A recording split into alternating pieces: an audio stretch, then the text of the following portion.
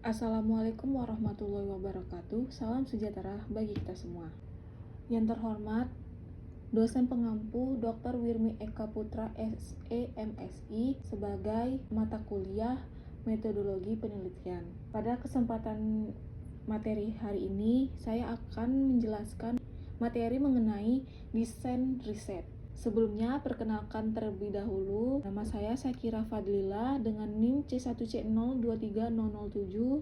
Saya akan membahas materi mengenai definisi desain penelitian. Desain penelitian merupakan cetak biru bagi pengumpulan, pengukuran, dan penganalisis data. Desain tersebut meliputi variabel-variabel kerja dan bagaimana variabel tersebut dapat diukur. Memilih sampel, mengumpulkan data yang digunakan untuk uji hipotesis, dan analisis data atau hasilnya. Desain ini membantu ilmuwan dalam mengalokasi sumber daya yang terbatas dengan mengemukakan pilihan-pilihan penting. Desain penelitian merupakan rencana dan struktur penyelidikan yang dibuat sedemikian mungkin rupa agar diperoleh jawaban atas pertanyaan-pertanyaan penelitian. Desain ini merupakan program menyeluruh dari penelitian. Dalam rencana tersebut tercakup hal-hal yang akan dilakukan peneliti, mulai dari membuat hipotesis dan implikasinya secara operasional sampai kepada analisis akhir data. Manfaat desain penelitian. Menurut pendapat Kumar 2005, menyebutkan bahwa terdapat dua manfaat utama dari desain penelitian. Yang pertama terkait dengan identifikasi atau pengembangan prosedur dan pengaturan logistik yang diperlukan dalam kerja penelitian. Dan yang kedua menekankan pada pentingnya kualitas prosedur-prosedur tersebut dalam kaitannya dengan validitas, objektivitas, dan keakuratan kerja penelitian. Oleh karena itu, melalui sebuah desain peneliti, seseorang dapat mengkonsepsikan rencana operasional untuk menjalankan berbagai prosedur dan tugas yang diperlukan untuk menyempurnakan studi.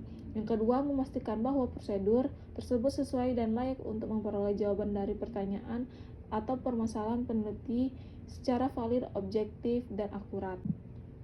Tujuan desain riset, yaitu peneliti ilmiah dimulai dengan kesadaran terhadap masalah, betapapun kecil dan remehnya suatu kesadaran ketika sesuatu tidak memuaskan, ketika fakta diperlukan untuk menjelaskan dan memecahkan masalah yang tidak diketahui, ketika keyakinan tradisional tidak memadai untuk menjelaskan masalah.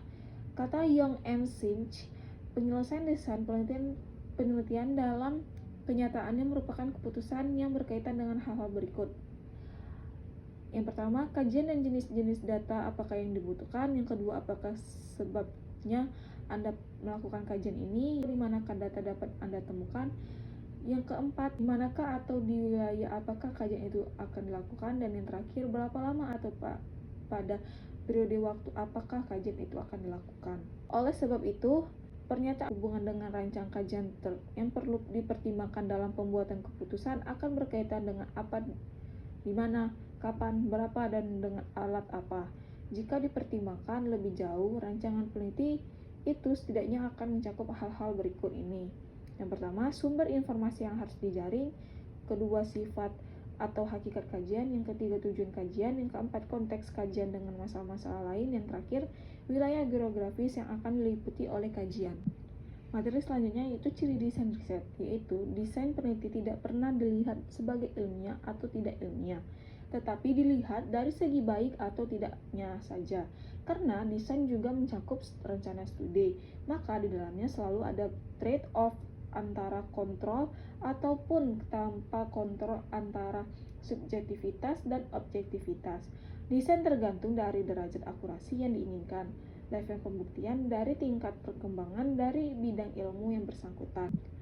Jenis desain. Menurut Kumar tahun 2005 menyebutkan terdapat berbagai desain peneliti digolongkan berdasarkan 3 macam perspektif, yaitu yang pertama berdasarkan jumlah kontak, yaitu desain peneliti cross-seksional. Yang kedua, desain peneliti sebelum dan sesudah. Dan yang ketiga, desain peneliti longitudinal. Selanjutnya yaitu berdasarkan periode waktu rujukan. Yang pertama, desain peneliti retrospektif. Yang kedua, desain peneliti prospektif. Yang ketiga, desain peneliti retrospektif atau prospektif. Materi yang ketiga yaitu berdasarkan karakteristik penyelidikan. Yang pertama, penelitian eksperimental, yang kedua penelitian non-eksperimental, yang ketiga peneliti kuasi atau semi-eksperimental. Ruang lingkup dan lingkungan desain penelitian. Desain penelitian dalam menentukan kesimpulan lebih mementingkan kekuasaan bukan kedalaman. Desain ini berusaha untuk mengetahui ciri-ciri populasi melalui penarikan kesimpulan secara inferensi berdasarkan ciri-ciri sampel. Hipotesis diuji secara kuantitatif. Dari kesimpulan mengenai hasil-hasil temuan disajikan berdasarkan tingkat sejauh mana sampel adalah representatif dan tingkat validitas atau keaslian sampel. Cara untuk memilih jenis penelitian. Penelitian yang tepat memilih jenis penelitian atau riset yang paling tepat merupakan sesuatu hal yang bersifat subjektif.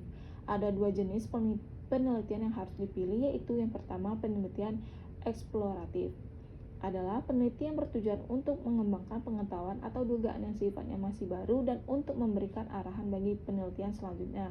Yang kedua, penelitian konklusif adalah penelitian yang bertujuan untuk membuktikan sesuatu dan untuk membantu peneliti dalam memilih tindakan khusus selanjutnya. Jenis tujuan ini sangat bermanfaat bagi peneliti mempunyai banyak alternatif dan membutuhkan banyak informasi untuk mengevaluasi setiap alternatif. Dari terakhir yaitu pengujian desain penelitian. Penelitian studi yang termasuk dalam pengujian hipotesis biasanya menjelaskan sifat hubungan tertentu atau menentukan perbedaan antar kelompok atau kebebasan dua atau lebih faktor dalam suatu situasi ini, yaitu yang pertama jenis investigasi atau kasual versus korelasional. Korelasional, peneliti harus menentukan apakah yang diperlukan adalah studi kausus atau studi korelasional untuk menemukan persoalan yang dihadapi. Studi kausal dilakukan untuk menentukan hubungan sebab akibat dan definitif. Yang kedua yaitu tingkat intervensi peneliti terhadap studi. Yang pertama intervensi minimal, yang kedua intervensi sedang, yang ketiga intervensi berlebih. Kesimpulan dari materi ini yaitu desain penelitian merupakan rancangan penelitian untuk mengarahkan kerja penelitian agar lebih efektif, efisien, tepat sasaran, dan hasil peneliti bersifat terbuka dan tidak membatasi variabel. Sebagai pengelompokan yang dapat dilihat dari sudut pandang perumusan masalah, metode pengumpulan data, pengendalian variabel-variabel oleh peneliti, tujuan dan lingkungan studi, di mana sumber potensial kesalahan dalam penelitian adalah kesalahan dalam perencanaan, pengumpulan data, dan melakukan analisis dan pelaporan. Baiklah, sekian materi yang dapat saya sampaikan. Mohon maaf jika materi yang saya sampaikan ada salah penyampaian. Terima kasih teman-teman sudah menyimak video dari saya. Saya Syakira Fadila akan mengakhiri video ini. Saya akhirin. Wassalamualaikum warahmatullahi wabarakatuh.